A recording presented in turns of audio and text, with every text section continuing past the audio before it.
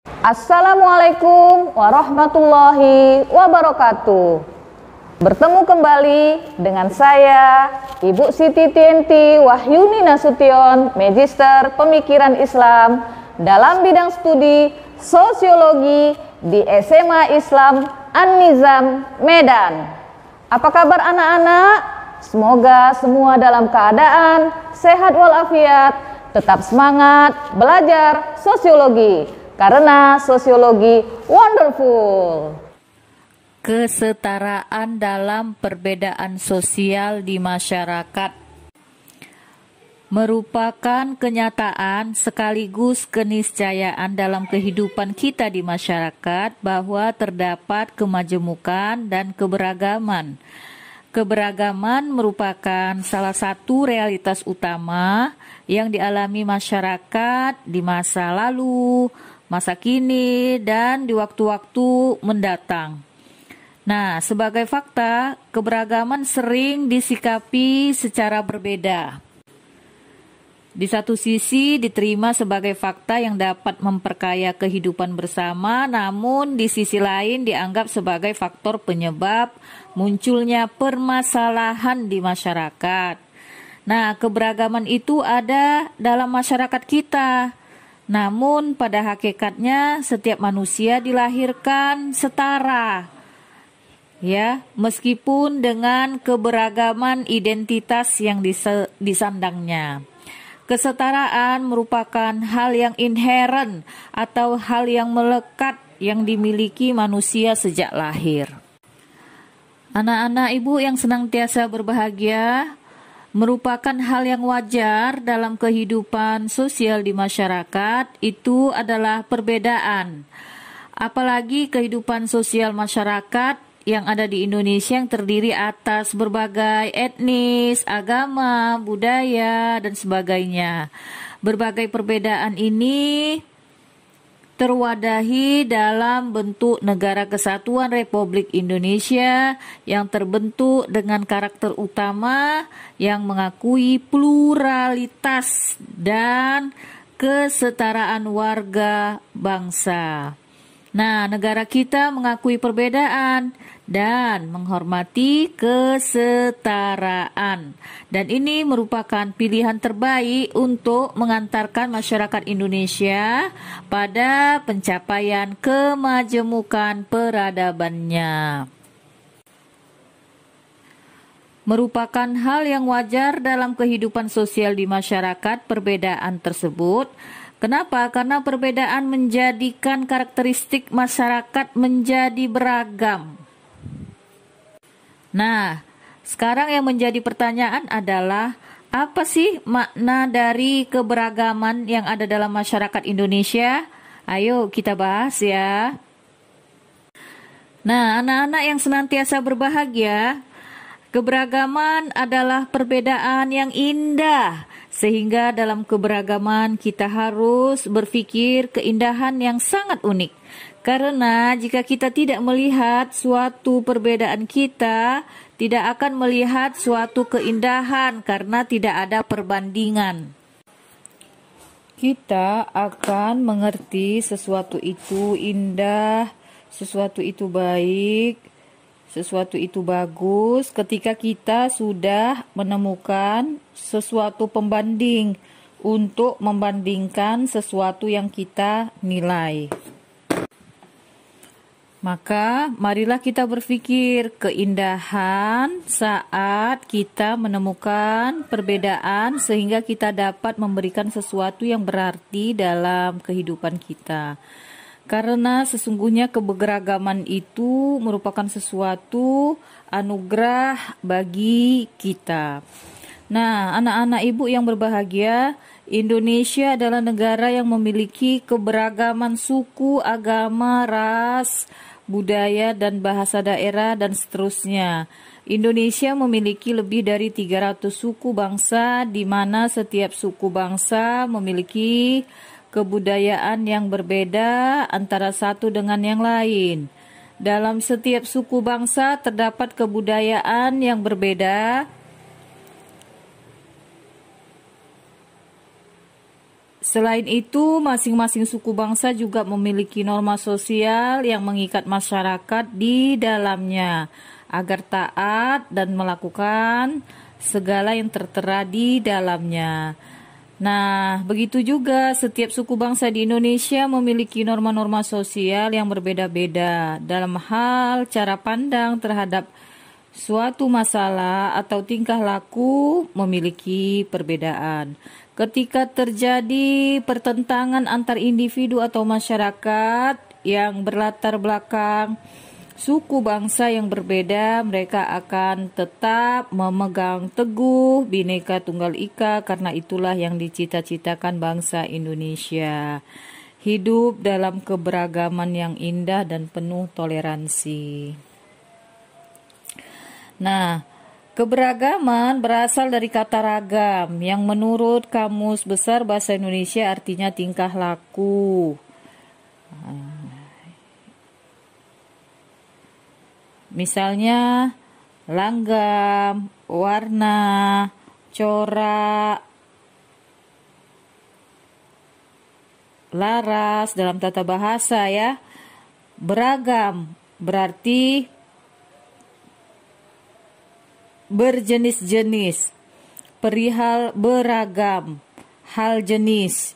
Ya, keberagaman yang dimaksud di sini adalah suatu kondisi dalam masyarakat di mana terdapat perbedaan dalam berbagai bidang, terutama suku bangsa dan ras, agama dan keyakinan, ideologi, adat kesopanan, serta situasi ekonomi. Dapat disimpulkan, keragaman masyarakat adalah sebuah keadaan yang menunjukkan perbedaan yang cukup banyak macam atau jenisnya dalam masyarakat.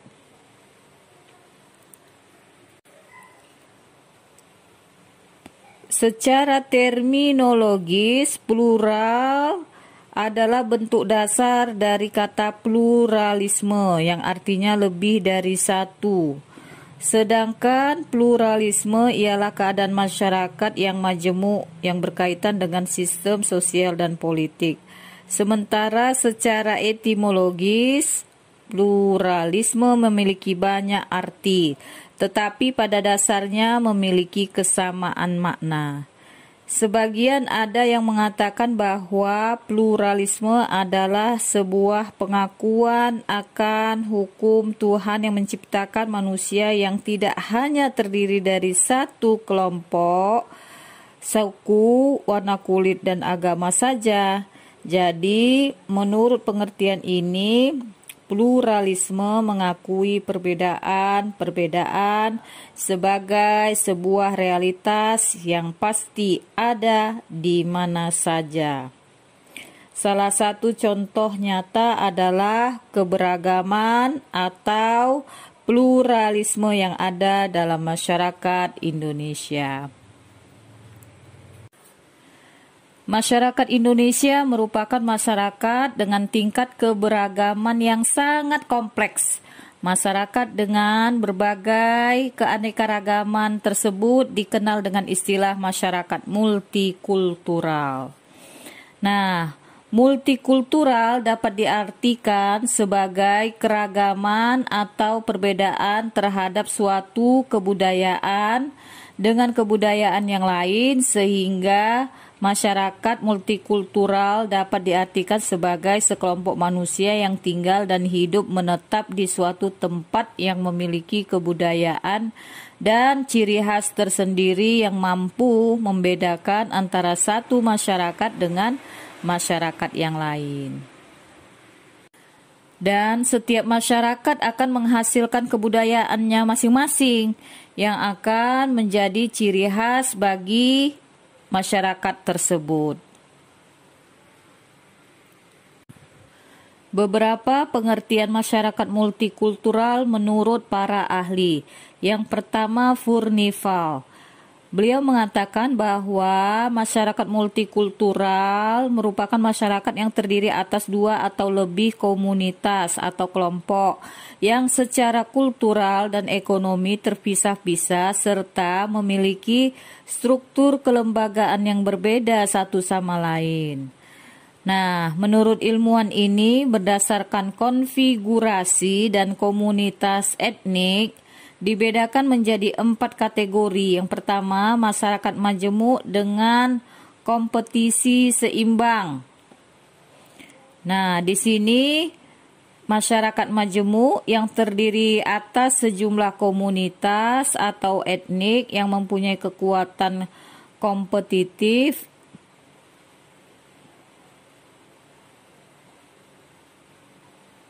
tidak yang kurang lebih seimbang. Nah, koalisi lintas etnik sangat diperlukan untuk pembentukan suatu masyarakat yang stabil. Nah, yang kedua, masyarakat majemuk dengan mayoritas dominan. Di sini masyarakat majemuk yang terdiri atas sejumlah komunitas etnik dengan kekuatan kompetitif lebih besar daripada kelompok lainnya, atau suatu kelompok etnis mayoritas mendominasi kompetisi politik atau ekonomi sehingga posisi kelompok-kelompok yang lain menjadi kecil. Yang ketiga adalah masyarakat majemuk dengan minoritas dominan. Ya, di sini suatu masyarakat di mana satu kelompok etnis minoritas mempunyai keunggulan kompetitif yang luas sehingga mendominasi kehidupan politik atau ekonomi masyarakat. Yang keempat, masyarakat majemuk dengan fragmentasi, bahwa masyarakat yang terdiri atas sejumlah kelompok etnis tetapi semuanya dalam jumlah yang kecil sehingga tidak ada satu kelompok pun yang mempunyai posisi politik atau ekonomi yang dominan. Nah, berikut menurut Dr. Nasikun, masyarakat majemuk merupakan suatu masyarakat yang menganut berbagai sistem nilai yang dianut oleh berbagai kesatuan sosial yang menjadi bagian-bagiannya adalah sedemikian rupa sehingga para anggota masyarakat kurang memiliki loyalitas terhadap masyarakat sebagai suatu keseluruhan, kurang memiliki homogenitas kebudayaan atau bahkan kurang memiliki dasar-dasar untuk saling memahami satu sama lain. Nah, yang ketiga menurut Pierre Le Van den Berg, ia tidak membuat suatu definisi khusus tentang masyarakat multikultural, tetapi menyebutkan beberapa karakteristik yang merupakan sifat-sifat masyarakat multikultural. Yang pertama, terjadi segmentasi ke dalam kelompok subbudaya yang saling berbeda. Yang kedua, memiliki struktur yang terbagi ke dalam lembaga non-komplementer. Yang ketiga, kurang mengembangkan konsensus di antara anggota terhadap nilai yang bersifat dasar. Yang keempat, secara relatif, integrasi sosial tumbuh di atas paksaan dan saling tergantung secara ekonomi. Nah, yang kelima adalah adanya dominasi politik suatu kelompok atas kelompok lain. Indonesia meskipun tingkat keberagaman masyarakatnya sangat tinggi, tetapi tetap bisa kukuh sebagai satu kesatuan. Keberagaman yang ada dan yang dimiliki bangsa Indonesia dilatar belakangi oleh beberapa faktor. Yang pertama, faktor latar belakang historis. Nah, sebagaimana kita ketahui bahwa nenek moyang bangsa Indonesia itu berasal dari Yunan, yaitu suatu wilayah di Tiongkok bagian selatan yang pindah ke pulau-pulau di Nusantara. Perpindahan itu terjadi secara bertahap dalam waktu dan jalur yang berbeda. Ada kelompok yang mengambil jalur barat melalui Selat Malaka menuju Pulau Sumatera dan Jawa, sedangkan kelompok lainnya mengambil jalan ke arah timur, yaitu melalui Kepulauan Formosa atau Taiwan di sebelah selatan Taiwan, di sebelah selatan Jepang, menuju Filipina dan kemudian meneruskan perjalanan Kalimantan. Dari Kalimantan ada yang pindah ke Jawa dan sebagian lagi ke Pulau Sulawesi. Nah, yang inilah yang pertama yang disebutkan bahwa latar belakang historis sehingga masyarakat multikultural terjadi di Indonesia. Nah, yang kedua, kondisi geografis. Perbedaan kondisi geografis telah melahirkan berbagai suku bangsa, terutama yang berkaitan dengan pola kegiatan ekonomi dan perwujudan kebudayaan yang dihasilkan untuk mendukung kegiatan ekonomi, misal nelayan, pertanian, kehutanan, perdagangan, dan lain-lain. Relief yang tajam dipisahkan oleh laut dan selat tentu akan menyebabkan terisolasinya kelompok masyarakat yang telah mencapai suatu tempat. Akhirnya mereka akan mengembangkan corak kebudayaan yang khas dan corak dengan lingkungan geografis mereka. Yang ketiga, keterbukaan terhadap kebudayaan luar. Di sini bangsa Indonesia adalah contoh bangsa yang terbuka. Hal ini dapat kita lihat dari besarnya pengaruh asing dalam membentuk keanekaragaman masyarakat di seluruh wilayah Indonesia. Pengaruh asing yang pertama mewarnai sejarah kebudayaan Indonesia adalah ketika orang India, Tiongkok, dan Arab mendatangi wilayah Indonesia disusul oleh kedatangan bangsa Eropa. Bangsa-bangsa tersebut datang dengan membawa kebudayaan yang beragam. Nah, jadi ada 3 faktor penyebab masyarakat multikultural ya. Yang pertama tadi latar belakang historis, yang kedua kondisi geografis, dan yang ketiga keterbukaan terhadap kebudayaan luar. Sekarang kita membahas tentang unsur-unsur perbedaan dalam masyarakat multikultural Indonesia. Yang pertama secara horizontal atau diferensiasi. Di sini keberagaman masyarakat Indonesia jika dibedakan secara horizontal terbagi atas yang pertama perbedaan fisik atau ras. Ya. Nah, suku bangsa yang menempati wilayah dari Indonesia mulai dari Sabang sampai Merauke sangat beragam. Sedangkan perbedaan ras muncul karena adanya pengelompokan besar manusia yang memiliki ciri-ciri biologis lahiriah yang sama. Seperti rambut, warna kulit, ukuran-ukuran tubuh, mata, ukuran kepala, dan sebagainya. Berdasarkan perbedaan fisik atau rasnya, di Indonesia terdapat golongan fisik penduduk sebagai berikut. Yang pertama namanya golongan orang Papua melanosoid. Yang kedua, golongan orang Mongoloid. Yang ketiga, golongan Vedoid. Nah, yang kedua, perbedaan suku bangsa. Di Indonesia hidup sekitar 300 suku bangsa dengan jumlah setiap sukunya beragam. Mulai dari beberapa ratus orang saja hingga puluhan juta orang. Suku yang populasinya terbanyak antara lain Jawa, Sunda, Dayak, Batak, Minang, Melayu, Aceh, Manado, dan Makassar. Yang ketiga, perbedaan agama. Agama mengandung arti ikatan yang harus dipegang dan dipatuhi manusia. Ikatan yang dimaksud berasal dari suatu kekuatan yang lebih tinggi dari manusia sebagai kekuatan gaib yang tak dapat ditangkap dengan panca indera namun mempunyai pengaruh yang besar sekali terhadap kehidupan sehari-hari.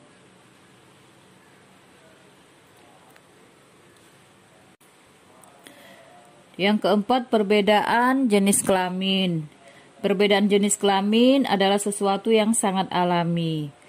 Perbedaan seperti ini tidak menunjukkan adanya tingkatan atau perbedaan kedudukan dalam sistem sosial. Nah, sekarang secara vertikal atau stratifikasi.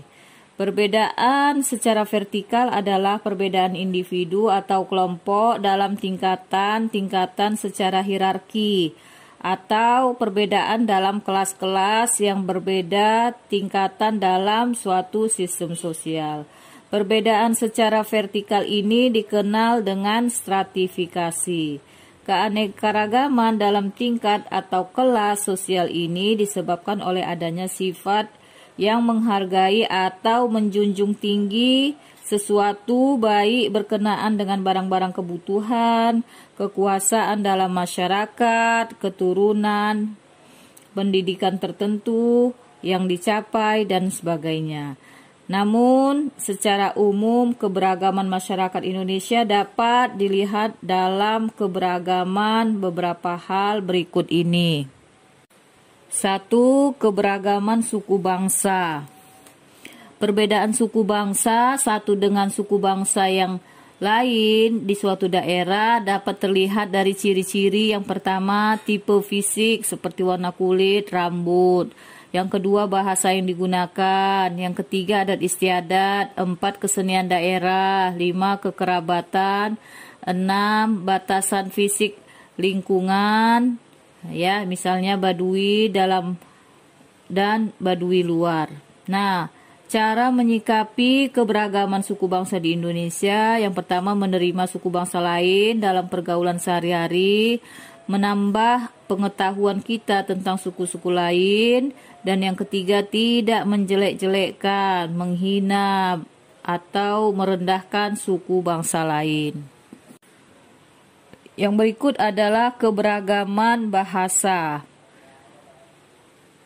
Nah, secara historis, bahasa Indonesia merupakan salah satu dialek temporal dari bahasa Melayu yang struktur ataupun hasanahnya sebagian besar masih sama atau mirip dengan dialek-dialek temporal terdahulu seperti bahasa Melayu klasik dan bahasa Melayu kuno. Nah, secara sosiologis bolehlah kita katakan bahwa bahasa Indonesia baru dianggap lahir atau diterima keberadaannya tanggal 28 Oktober 1928. Secara yuridis, baru tanggal 18 Agustus 1945 bahasa Indonesia secara resmi diakui keberadaannya. Bahasa Indonesia merupakan bahasa dinamis yang hingga sekarang terus menghasilkan kata-kata baru, baik melalui penciptaan maupun penyerapan dari bahasa daerah dan asing. Berikut adalah keberagaman agama.